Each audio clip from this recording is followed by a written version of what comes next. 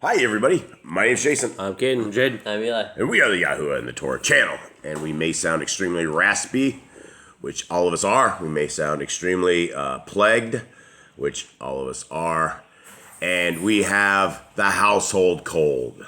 The same household cold that I used to get when I was a kid. And we ended up with this household cold again. And when we get the household cold, you just go to bed with your chicken noodle soup and your hankies, and you sit there and you feel really illin for a while, and your body, which our Creator has created in a magnificent form, will heal you up. And that's the way, and that is what we call an immune system. And this is what we're trying to fight through. Gentlemen, how are you? Good. It's been a while. Yeah, a little bit. How long has it been? 2 weeks? How long has it been since we've been through around? Has it been 2 weeks? I think so. It's been rough. It's been a rough 2 weeks. What have you been up to for the last couple of weeks? What are you guys working on? Work, farm stuff. What else? That's it? I get it. 2 weeks. Nobody. We haven't talked to anybody for over 2 weeks, and that's the best we got was just work. I mean, nothing really interesting. Eli, have you done anything interesting? No, I wouldn't say anything too interesting. All right. So, bingo. Kate, have you done anything interesting?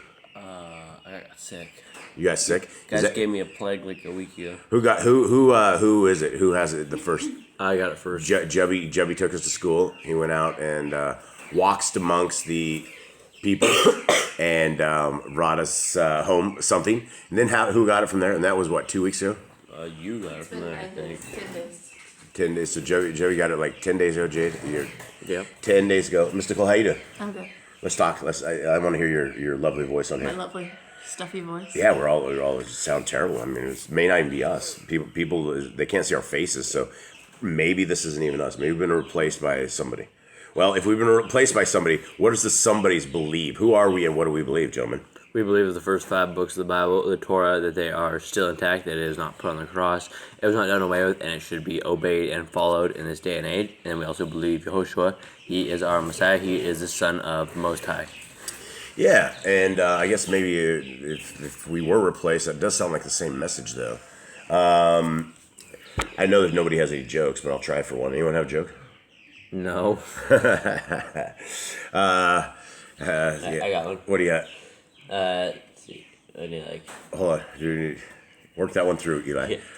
All right, you ready? What does a bear do when he has a bad day? What does a bear do when he has a bad day? Roars? Wait, Ready? hit it. He grins and bears it. Ah, he grins and bears. That's pretty good. I should have known this one. All right, well, that's it. Nobody else has anything? Nope. All right, I haven't even read this. I haven't even read First SHEMU'EL, so if I read this incorrectly, I am very sorry, folks. We weren't planning on actually doing this quite yet. We just trying to get healed up in and around these parts, and still we have to deal with a tremendous amount of stuff in and around life, as well as being illin. But here we are, and let us begin. Guys, we're in the book of SHEMU'EL. Can somebody give me a lowdown of where it is? How do we end up here? So, last couple of books, we had Torah, we have Moses. Moses leads the people out, gives them commands. He dies, Joshua takes over, they go and conquer the lands. Then he dies, and then people sin, they get a new leader. They sin, they get a new leader. About every 40 years, they do it. They go into captivity, go into slavery, and by the end of Judges, they had sinned a lot. A lot of them were in captivity. They didn't know Yahuwah.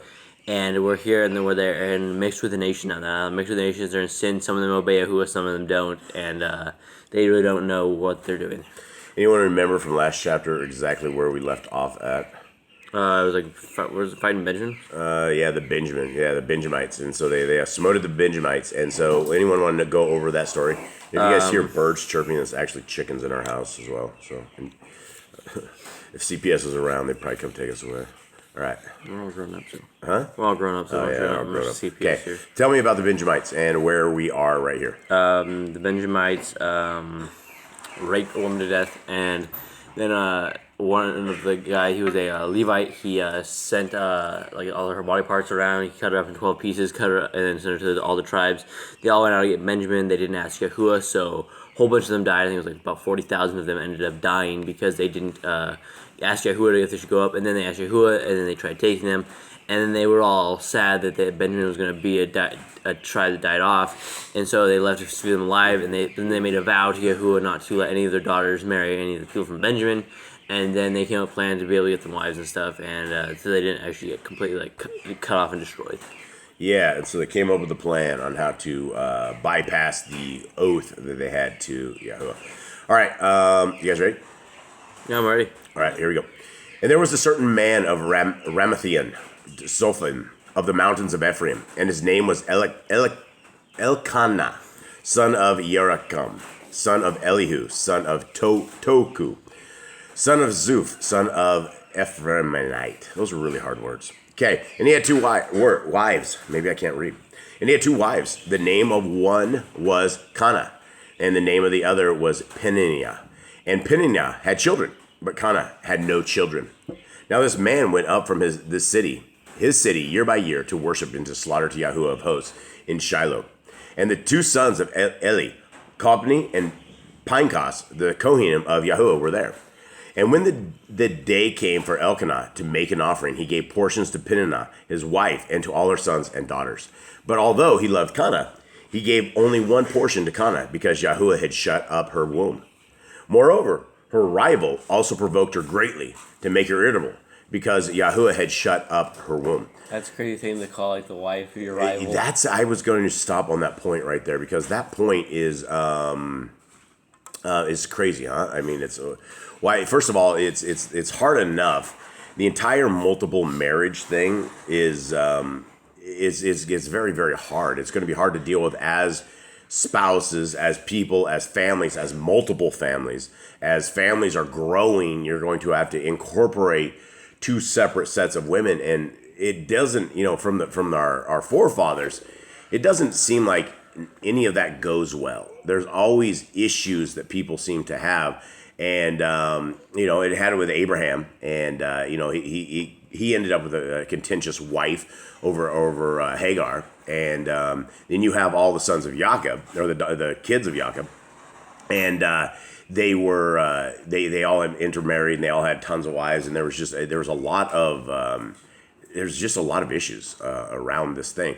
Anyone thoughts on this? I mean, we've seen it before with Rachel and Leah. When they fought, it was like they would rivalry hate each other. Right. I mean, when you have multiple wives, I don't think it's going to be like not contentious. I think there's always going to be something. Sarah and Hagar, Rachel and Leah. I mean, it happens all the time. So yeah, it's one of those things that and there's groups of people, like actual real Torah keepers. Supposed Torah keepers that are polygamists, that are all into this kind of a thing. And even in today's society, especially in today's society, it doesn't work out. It just does not, it's just not a good thing. The problem is if you are splitting your wives up, you're also splitting your families up. Unless, of course, the entire family all lives in one giant house. And I don't know if that would ever work right. It's just a mess. So anyway, let's continue on. 7. And so he did year by year. Whenever she went up to the house of Yahuwah, she was provoked, so that she wept and did not eat. And her husband, Elkanah, said to her, Kana, why do you weep? Why do you not eat? And why is your heart sad? Am I not better to you than 10 sons? it's a bit prideful. Well, prideful. Hey, this is a man thing, Hey, look at me. Who needs these kids? Look at this. This dude's like, I'm great. Excuse me. I'm hacking it up here. And so there he is. And I mean, what better advice do you have? I mean, what do you want to give to your wife? She can't have kids. It's been happening over and over. And then she has the other wife or her adversary that is sitting there mocking her. She's feeling bad. I think he could have gone about that a better way. It might not be better than 10 sons. I'm sure he could have try to comfort her a little better than that. Yeah. All right, 9. We're all dying. Okay. And Connor rose up after eating and drinking in Shiloh, while Eli, the Kohanim, was sitting on the seat by the doorpost of the Haykel of Yahuwah. And she was bitter in life, and prayed to Yahuwah, and wept greatly.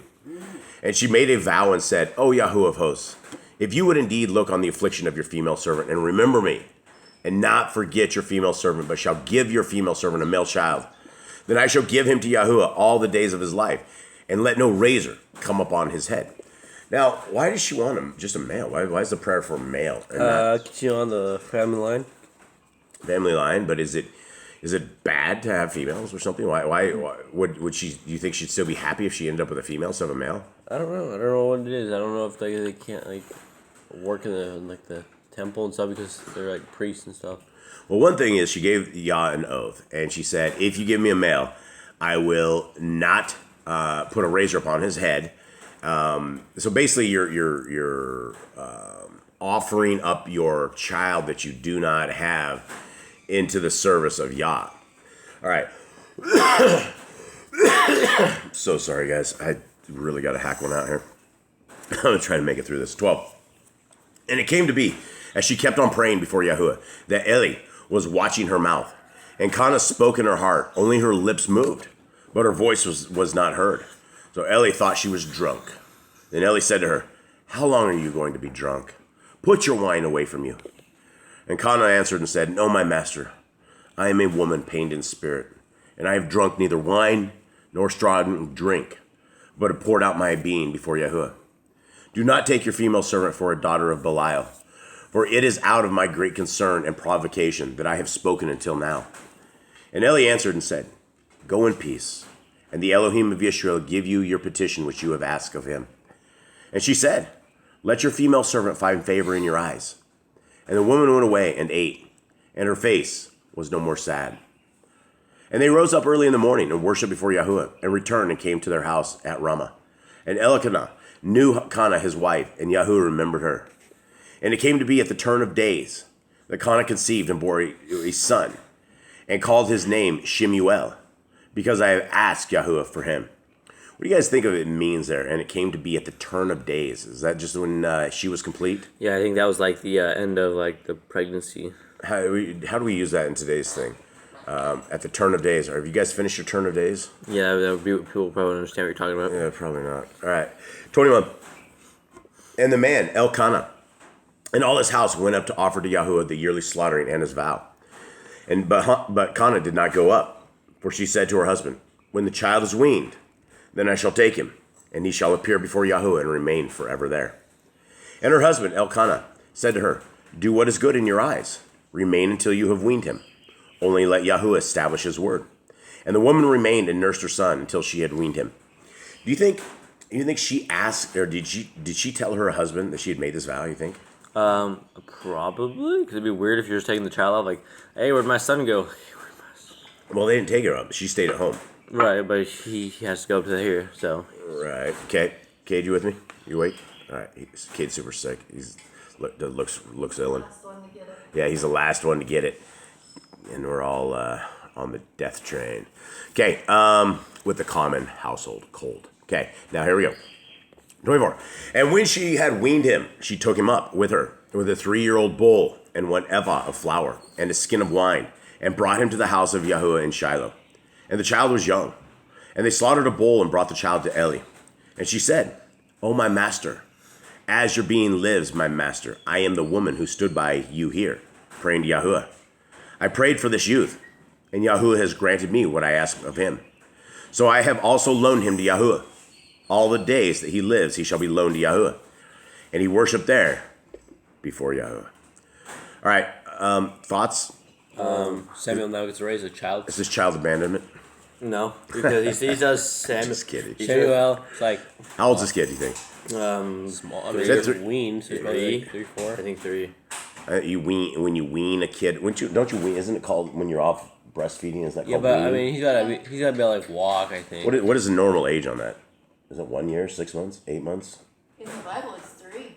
Bible, it's 3. Yeah, I think. We've seen some kids down here that are like I don't think she's walking, gonna leave and they're still eating. Shemuel with a whole child already. I think she like at least taught him to walk. Yeah, you can walk and talk and things like this I before think she some leaves him. basics, yeah. Think the kid was crying when she left him? Probably. Yeah, probably. I think she was crying. Probably. I mean, she doesn't get to stay with her son, so it's sad. But at least she had a son. All right, yeah. Well, I guess we'll see the story of Kana after this. All right, everybody. Well, that is it. Let me take you real quickly here. All right, guys, this is Yah Scriptures. For anybody who does not know, this is the greatest English translation of Scriptures that you will ever find anywhere, and it is the cheapest price you will find anywhere. Number one, you can absolutely get this free of charge. There's a PDF over here. All links are in the description below. PDFs are all there, and it is $64, and half of that can go right back into helping the prisoners. Our family takes nothing from this. This is a book publishing that we are doing ourselves, that we are bringing in. It will be available this coming late February or early March is the date that we have. And so we are monitoring our guys in India. Getting, they say everything is on track, on everything on time. That's all we have to go with. So we're going with that. This is a 103 book, all completely restored name of our Creator and His Son. 1 second. Apologies for my dogs. They always do that. You will not find a greater translation anywhere, guys. So it's available absolutely right here. Free of charge one is right here in this PDF, guys. If you can help Boss Clan, that is how we do it, because we're trying to bring this prison ministry to life, and we will not be able to do it without you guys. And so we are hoping that you guys out there find the value of these scriptures, which it is an amazing book. It's nearly 3 inches of a spine when this thing gets in here. It's just large, has 3 bookmarks, and I think you guys will really enjoy it. So with that, everybody, we love you all. Sorry for our absence. We're just dealing with stuff here in life, and hopefully we'll get back on track. And hopefully, Yah willing, we'll see you guys again tomorrow and get back on track with all this. So have a wonderful day, everybody. We're out. All right, shalom.